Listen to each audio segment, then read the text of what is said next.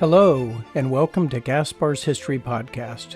This is Gaspar, and I'm continuing the Meat Hound series with Episode 6, First Over Germany. This story is about Steele and the 306 Bomb Group as they make their first bombing mission to Germany as part of the 8th Air Force.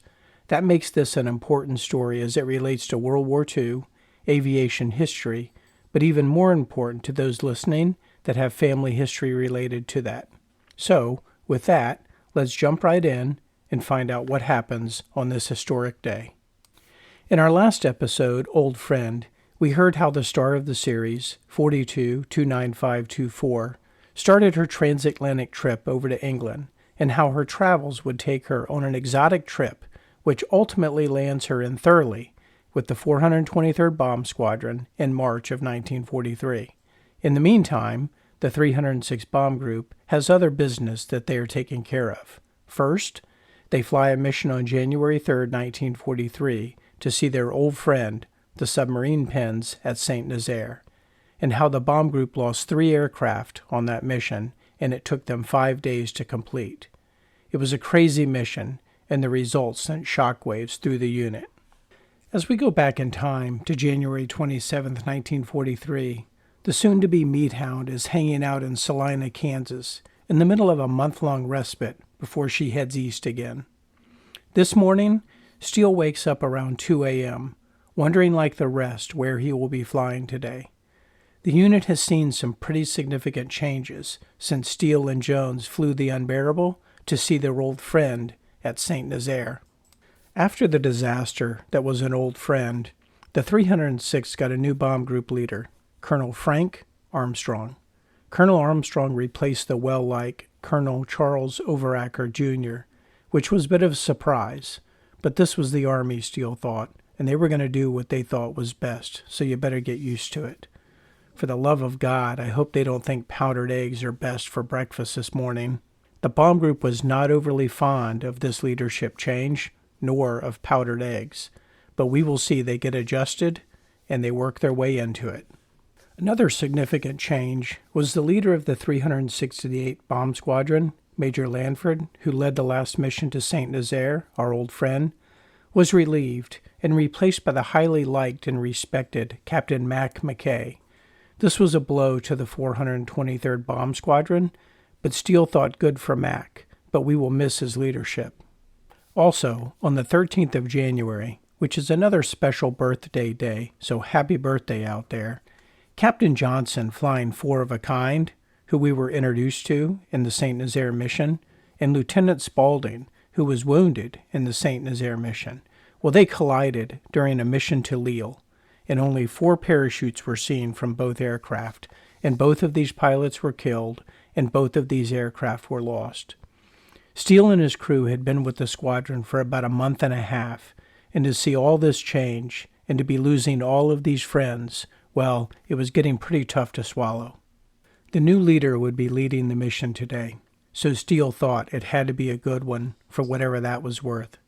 He got some coffee and warmed his hands around the thick Vita Field china cup. He tried to eat a little, even if they were not powdered, but it was hard before a mission because your nerves and adrenaline ran high. But the eating was getting easier, which Steele thought was not necessarily a good thing. By 4 a.m., the mission room was filled with pilots, navigators, and bombardiers. The tension in the room was so thick it was hard to ignore. The crews were sitting together, making small talk. Everyone was staring at the big blue cloth hiding the large mission map. Colonel Armstrong came into the room with Major Putnam by his side. Everyone jumped to attention, and after protocol, with very few pleasantries, Colonel Armstrong announced the mission. Captain Reagan recalled the colonel's words, "Gentlemen, this is it."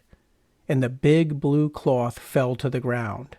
There was a silent pause, and then the room erupted. Have you ever been waiting for something, then got it, then hesitated, and said, "Whoa"? That is what it must have been like. Captain Reagan recalled that after the announcement, everything until Germany was anticlimactic. The briefing, the loading, the takeoff, the rendezvous, the channel, everything was anticlimactic until we saw Germany. To Germany we would go, Steele thought. If you thought visiting an old friend was tough, well, Germany was probably twice as bad. There was still no official number of missions a crew needed to fly before they could go home.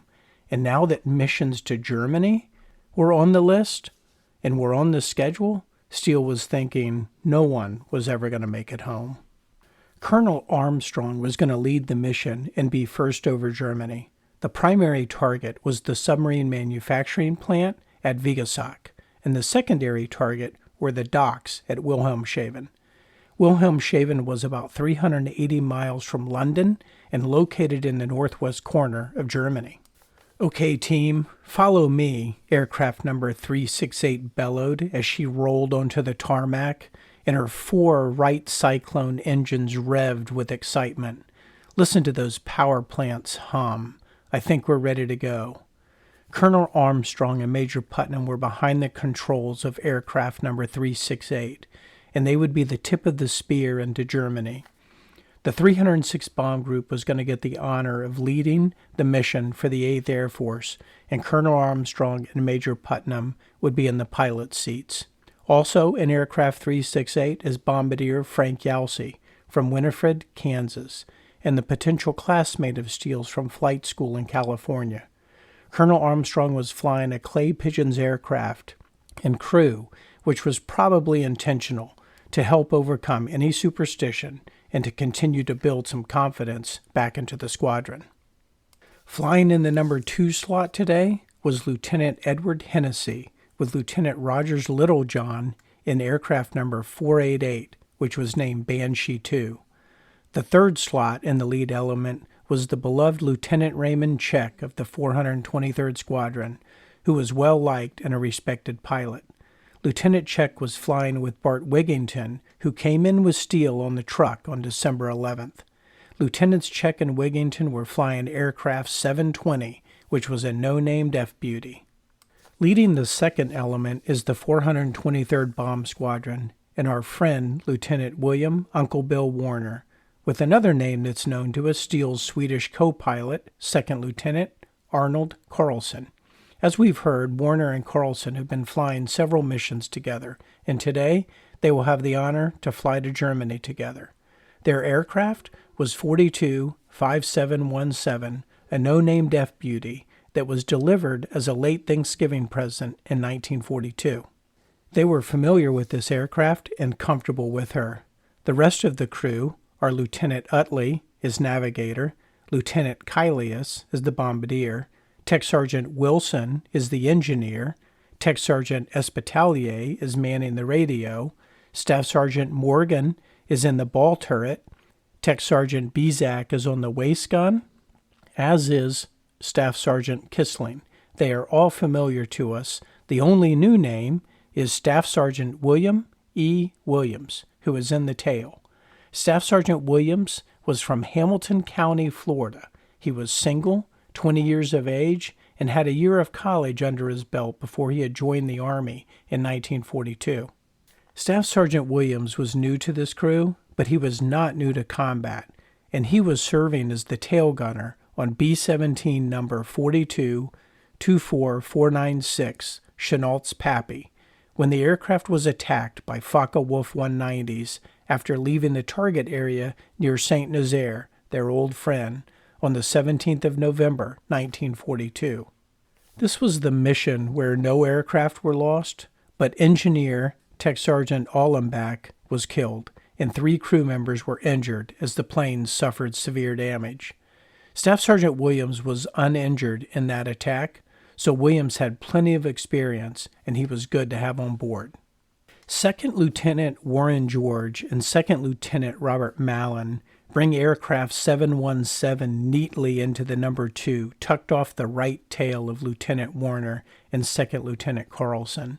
And this no-named F-Beauty is 2nd Lieutenant Simmons navigating and 2nd Lieutenant Meade Warner, who, as you remember, also came in with Steele on that truck on December 11th. In the last episode, I incorrectly identified Meade Warner as a pilot and not a bombardier, who was flying as a replacement. But after further research, it appears Meade was formally listed as a bombardier.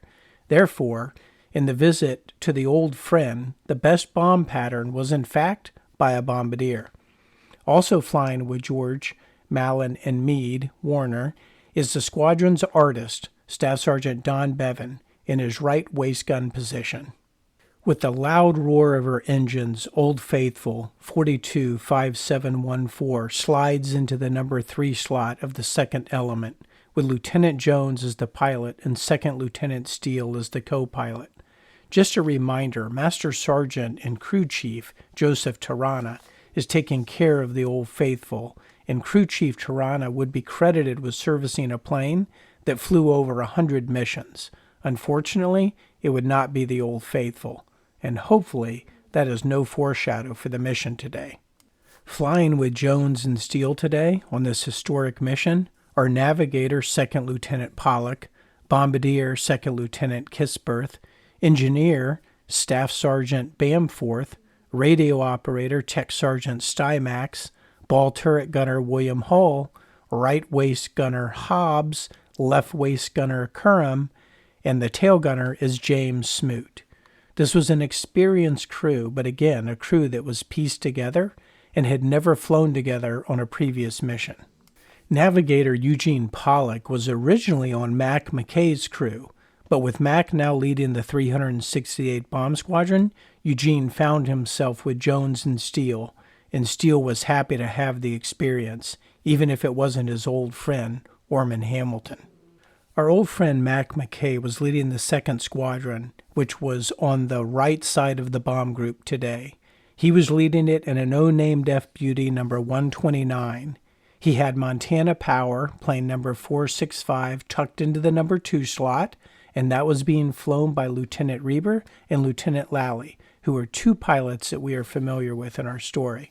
In the number 3 slot, coming up, is Lieutenant Buddenbaum and Lieutenant Maxwell Judas, and they were flying another no-named F-Beauty, plane number 466.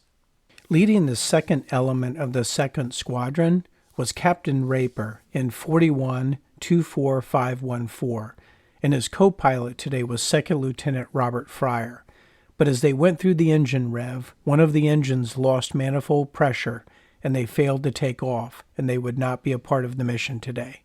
That left pilot Lieutenant Fred Galogli and co-pilot Lieutenant Aaron Kudbach in the 24507 to take the lead, and that they did, with Captain John Reagan flying with Lieutenant Teddy Jankowski in 425251 coming in alongside them in the number 2 slot. The 2nd Squadron was now in the air, and the 3rd Squadron was coming up next. Captain John Ryan was leading the 3rd Squadron today, and he had Lieutenant Joe Downing as his co-pilot. Downing had been with the squadron for just under a month, and Captain Ryan was a good pilot to gain experience from. They were flying plane number 130, Sweet Pea. I think now is a good time to tell you a little bit more about the Sweet Pea.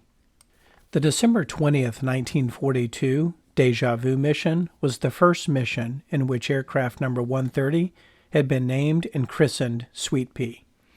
The Clay Pigeon Squadron was an early war, hard-luck squadron that no matter what was happening, they were getting shot to pieces and losing crews. In early December, the squadron decided they would adopt an orphan and sponsor them, hoping this good deed would change their luck. So, non-commissioned officers Combs, Ward, and Dabney headed for London to adopt an orphan. They were hoping for a Butch, and they were introduced to a 3-year-old blonde-haired, blue-eyed Maureen, who politely said, "I like these soldiers," and gave them a hug. The deal was done. Maureen was adopted. The squadron had collected enough money to sponsor her for 5 years. Yes, 5 years, which was a pretty nice sum of money. Maureen started to visit the squadron, and aircraft number 130 had Sweet Pea, Maureen's nickname, stenciled on her side, and on December 20th, 1942, Captain Ryan took Sweet Pea to Ramillies-Soussane, where she was shot to pieces, but ultimately returned safely. And after that, the clay pigeons saw a little more favor and had a little bit more luck. Most people have heard of the Memphis Belle, but let's be honest, the Sweet Pea has a much better backstory. Finishing out the lead element with Captain Ryan is Lieutenant George Buckey and Lieutenant Craig Harwood in plane number 072, along with Lieutenant Malazewski and Lieutenant Frank Watson in CIS, aircraft number 978.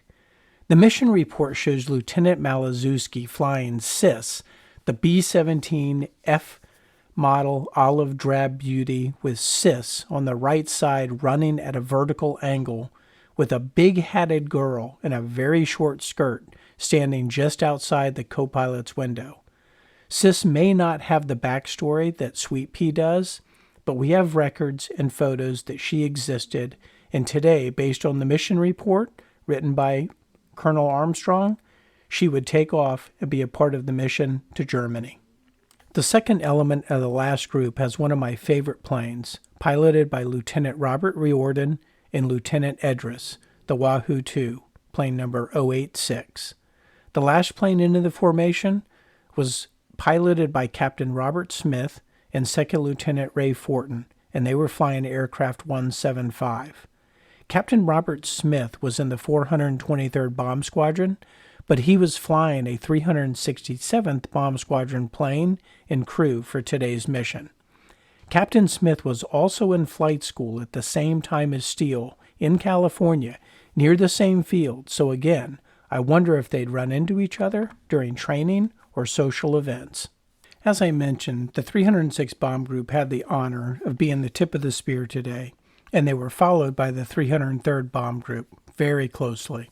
The order after that does not seem to be documented. I'm sure it is, but it's not in any of the reference material that I have access to. So, with that said, let's make sure that we also understand the 91st and the 305th bomb groups were also in on this mission. As the bomb groups were crossing the English Channel and getting into formation, planes started to drop out of the formation and head back home due to various malfunctions and failures. It was not long until CIS, with Lieutenant Malazewski, had some issues with her ball turret gun not charging. The link chute on the top turret also jammed, hadn't heard of that one before, and then they lost the oxygen to the ball turret, and just like that, she was out of the mission and headed back to Thurley. Then, a little bit of an oddity occurred. Captain Reagan and Lieutenant Jankowski in aircraft 42-5251 were cruising at 23,000 feet when shell casings came crashing through the nose of their ship, putting a good-sized hole in her. Navigator Lieutenant Kawakowski and Bombardier Lieutenant Owens quickly filled the hole with clothes to help slow the frigid air from coming through the aircraft. Captain Reagan was asking what was going on, and the reply was that shell casings from the planes ahead and above came crashing through their nose after the other planes had charged and tested their guns. Even after examining the positions of the aircraft, it's hard to tell which plane these shell casings came from. There is a chance that they did come from Jones and Steele and the Olde Faithful. Radio man Tech Sergeant Hoffman let the squadron know that they had broken nose cone and that they were headed back to Thurley. With that, Captain Reagan eased 42-5251 into a soft left bank and dropped altitude as Lieutenant Kazakowski ciphered a new way home. Captain Reagan and his crew were more than disappointed, but they had no choice but to turn back, and it makes one wonder that when something as odd as that occurs, what other fates are at work. With Captain Reagan headed back to Thurley, that left the 306 with 15 aircraft headed for Germany. By the time that Captain Reagan got back to Thurley, he was greeted by a gaggle of reporters and a hero's welcome. Word was out. The bomb group was headed to Germany, and the reporters had shown up in droves to get a lead on the story. Unfortunately, Captain Reagan only had a partial story, but like any good storyteller, I'm sure he had some ad-lib here and there and something to give him. Attacking occupied France is bad enough. I wonder what attacking Germany is going to be like, Steele wondered. Old Faithful was in good position, but something seemed a bit off, and the 150-mile-per-hour cruising speed seemed like everything was in slow motion. Steele was expecting it to be bad, and he was not too distracted from his duties, but the mind does wander, even when you're focused, and it can race through a bunch of different memories, a bunch of different things, and a bunch of different people in a very short time. Steele thought of his dad back in Greenville, Texas, his brother and sister-in-law, along with Beatrice Groover from Frostproof, Florida, who he had met when his crew, and Gardner Reynolds, who he still can't believe is gone, were practicing bomb runs in Avon Park, Florida. It was just a quick memory and thought, but he did wonder how they all were. Colonel Armstrong and his no-named F-Beauty 368 kept pressing forward, and it was time for the Spitfire escorts to turn back with their usual tally-ho and warm regards, and then they were gone. It usually did not take long to get jumped after the fighter escorts had left, but today, for some reason, there were none. The bomb group was headed for the submarine production plant at Vigasach, Germany, and we are starting to understand how important it was to win the Battle of the Atlantic and cripple the German submarine fleet. Except for Ramillies Hussein in Lille, every mission has been focused on crippling the submarines, and today was no different. For those Das Boot fans out there, do you remember how it ends? Maybe that gives you a good visual of what today might be like. If you've not seen Das Boot, then I would highly recommend it. The British had been bombing Germany at night, but this was another bold 8th Air Force daylight attack. One has to wonder if it was arrogance and bravado that drove that decision. Either way, it would be a decision that would remain in place for the duration of the war. Obviously, no matter the cost, sadly. Major Claude Putnam, the group operation officer, was sitting in the co-pilot's seat to the right of Colonel Armstrong. We are familiar with their bombardier, Frank Yalsey. Also in the aircraft is Lieutenant Saltnick, who was the navigator. Tech Sergeant Collette was the engineer. Tech Sergeant Savage was the radio man. Raymond Erickson was in the ball turret. And the waist gunners were Charles Hill and Harvey Ross. Then there was Donald Tunstall in the tail gun position. What was it like to be a member of a B-17 crew? What kind of an impact did it have on you? It was life-changing. Frankly, World War II was life-changing for the generation of men and women that fought in that war, and it carried with them the rest of their lives. For Sergeant Tunstall, the tail gunner on this plane, it was no different. So let me share with you a story that his daughter shared with the bomb group some 50 years after the war.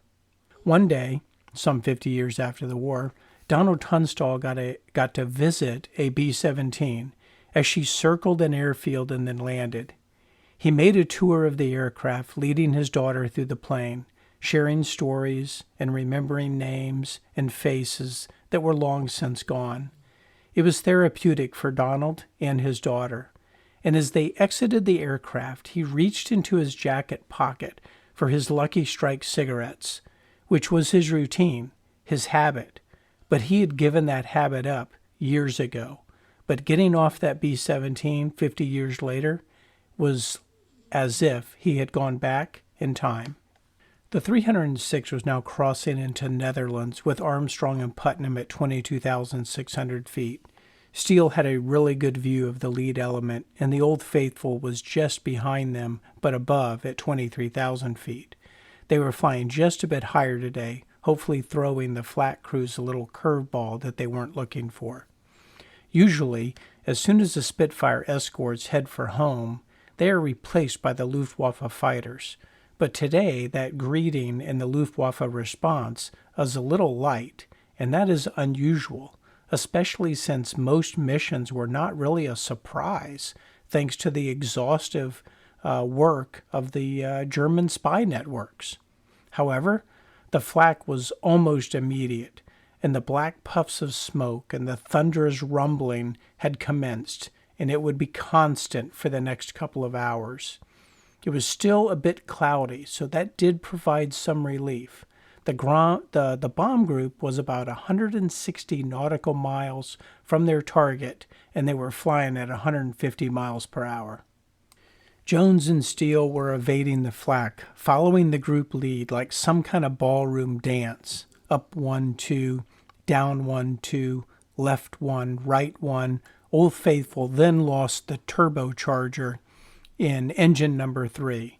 It was not putting out, it was just static. Lieutenant Jones was peppering Steele with questions. Steele went through the checks.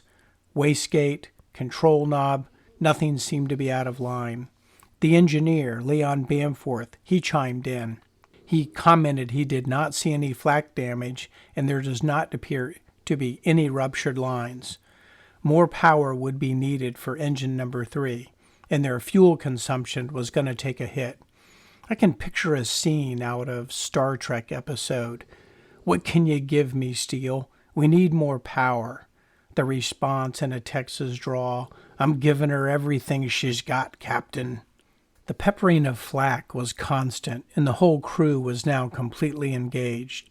Jones was focused on the bobs and weaves, Steele was now managing a poor supercharger, and guns were in good working order today.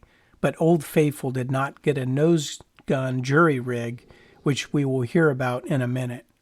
There were a few enemy aircraft spotted, but they were well off and out of range, and none of them came in on the formation. James Smoot, from his tailgun position, was calling in the 2nd Squadron position, and he had a clear line of sight to the 303rd Bomb Group, which was in a fast follow position. Then, there it was, Germany. The bomb group could see Germany, and since the briefing at 4 a.m. that morning, everything else to this point was really non-climatic. They were actually going to Germany, and the lack of the Luftwaffe's presence meant that they were going to make it. The constant peppering of flak was helping them to focus. The bomb group continued in formation with the 303rd and others aligned in formation behind them, and towards Vigasok they continued, but the cloud cover started to get bad. Colonel Armstrong then made the call. They would forego Vigasok and head for the docks at Wilhelmshaven instead. And just like that, the adjustment was made, and the concert of aircraft shifted their focus to Wilhelmshaven. It was just before 11 a.m. in the morning. The Luftwaffe knew the B-17s were not properly protected from the front, and they quickly developed a strategy to attack the nose of the B-17F in an attempt to kill the pilots and knock the large aircraft out of the sky.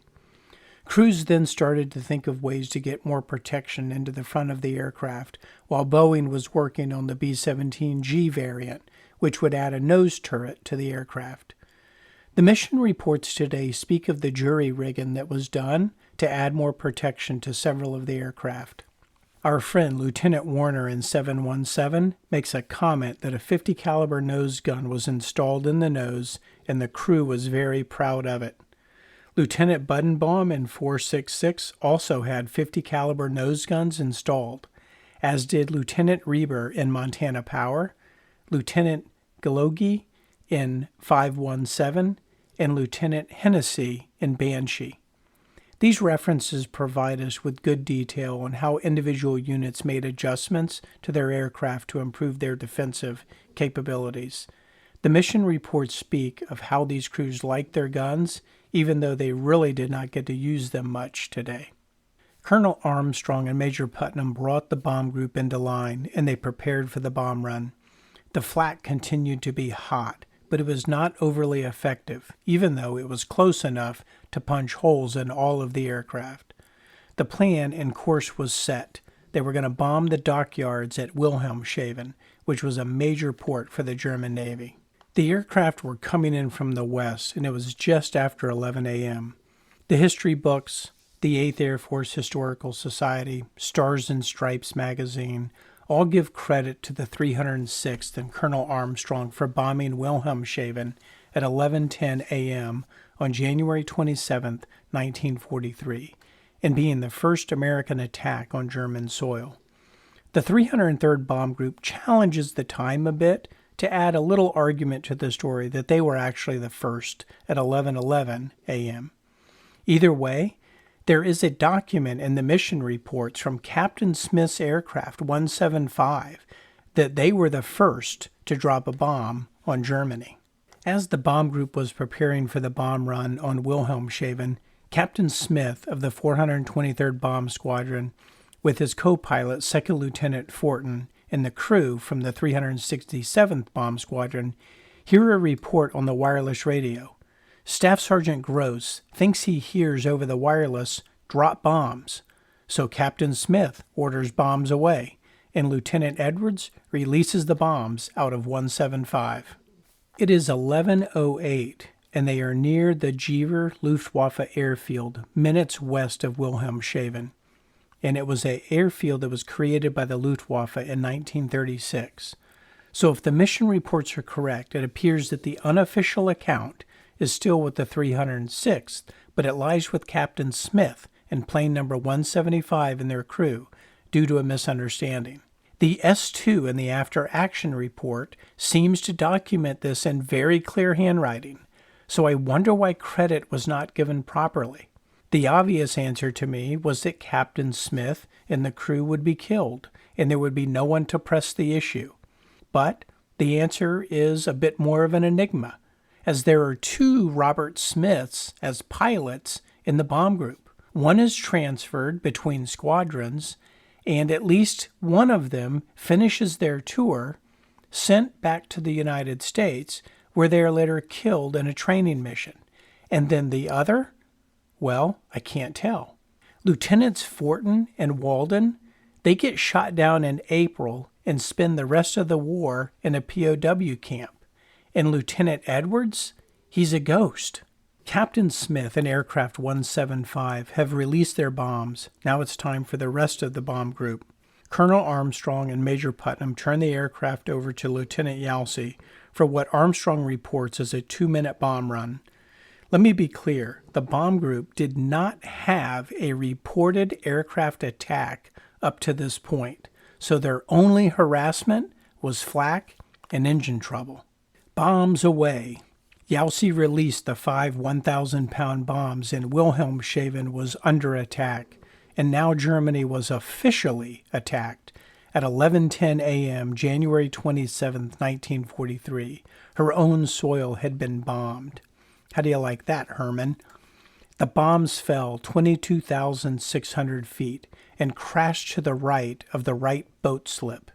The explosions were horrific, and the shock waves could be seen zipping through the port. The rest of the bomb group was now following. Lieutenant Hennessy and Lieutenant Check were next.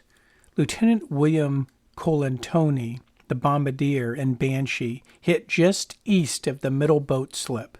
Bombardier Lieutenant Emmett Ford and Lieutenant Check's aircraft, his bombs landed 2 slips in and 1 in the water. Uncle Bill Warner and 2nd Lieutenant Carlson bring the 717 through a 40-second bomb run, and 2nd Lieutenant Kylus actually thinks he drops the bombs on Bremerhaven, well past the docks. Lieutenant George had Lieutenant Meade Warner, our friend the bombardier, and how do you think he did this week? Well, we don't know, and neither do they, as they could not see their bombs due to the smoke at the target. This was the same for the Olde Faithful and 2nd Lieutenant Kisberth, but they did see some hitting the docks, they just did not see theirs. Lieutenant Wilkins, flying with Lieutenant Buddenbaum, they put their bombs on the docks. Lieutenant Reber and Lally, they put their bombs in a field thanks to a bomb rack malfunction. They were not the only ones with a bomb rack failure, as our old friend Captain Mac McKay in Aircraft 129, he also had a failure.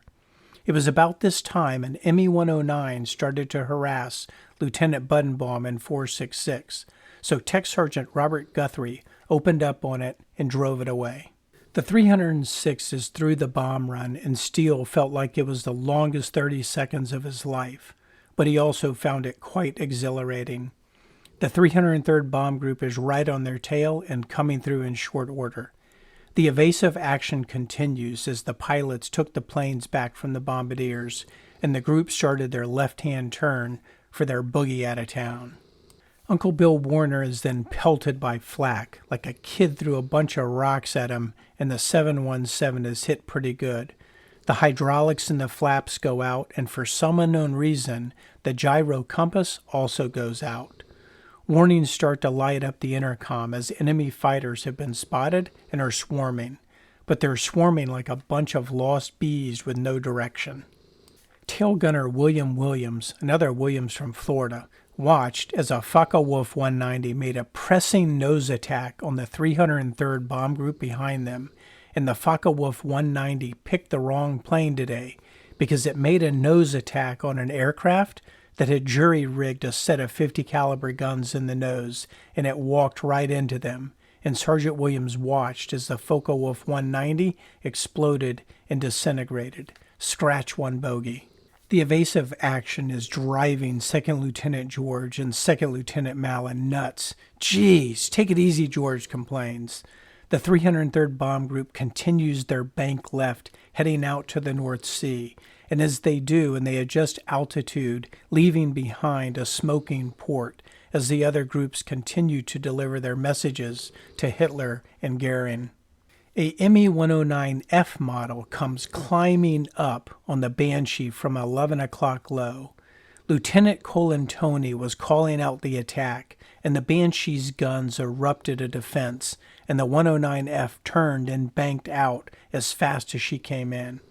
A couple more Me-109s were stalking the Montana Power, so her gunners sent a few rounds their way, but they were out of range, and they stayed that way. A Focke-Wulf 190 then came in from 1 o'clock on the Banshee and started to fire its 20mm cannons. Lieutenant Colantoni once again directed the fire, and the top turret gunner and engineer, Sergeant Wiley, opened up, but he missed.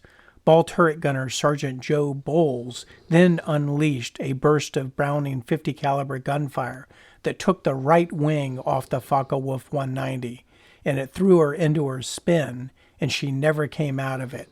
Count one for the good guys.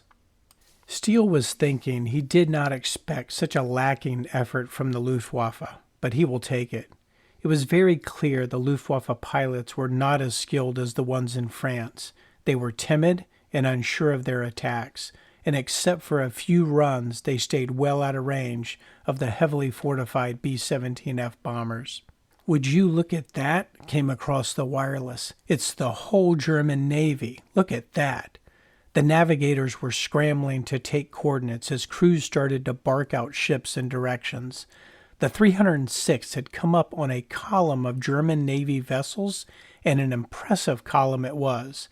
The German flak barges started to send their greetings out, and the naval column was headed due east in the North Sea from Wilhelmshaven.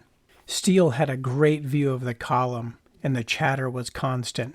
Flak barges, 3 or 4 minesweepers were leading the way, 3 destroyers, a pocket battleship no less, cruisers. Captain Riordan and the Wahoo, they counted 23 ships with escorts. Wow, what a big deal, and how cool is that? Since a Graf Spee was on the bottom of the ocean, if it were a pocket battleship, then it was either the Lutzow or the Admiral Scheer, which makes for a good story for one's grandchild. While all this convoy sightseeing was going on, Captain Ryan and the Sweet Pea got buzzed, well, maybe not buzzed, but they got passed over by a German biplane at 23,000 feet, a single-seater no less, and the Sweet Pea's crew just watched her fly by, not bothering to take a shot at her, and probably not expecting to see a pocket battleship and then a biplane within minutes of each other. Colonel Armstrong and Major Putnam brought the bomb group home with no further incident to a crowd of hungry reporters waiting for the reports of the first over Germany mission. Captain Ryan commented, "It looked like the whole German Navy." William Colantoni of Brownsville, PA reported, "The pocket battleship, if that is what it was firing at us as we flew over it." Lieutenant Hennessy and his crew closed out their briefing with, "Damn peaceful trip." The Olde Faithful with Jones, Steele, and their crew landed safely but nearly out of gas, so the loss of the supercharger had an impact on the No. 3 engine's performance and ultimate fuel consumption. The crew congratulated each other, and there were smiles on their faces.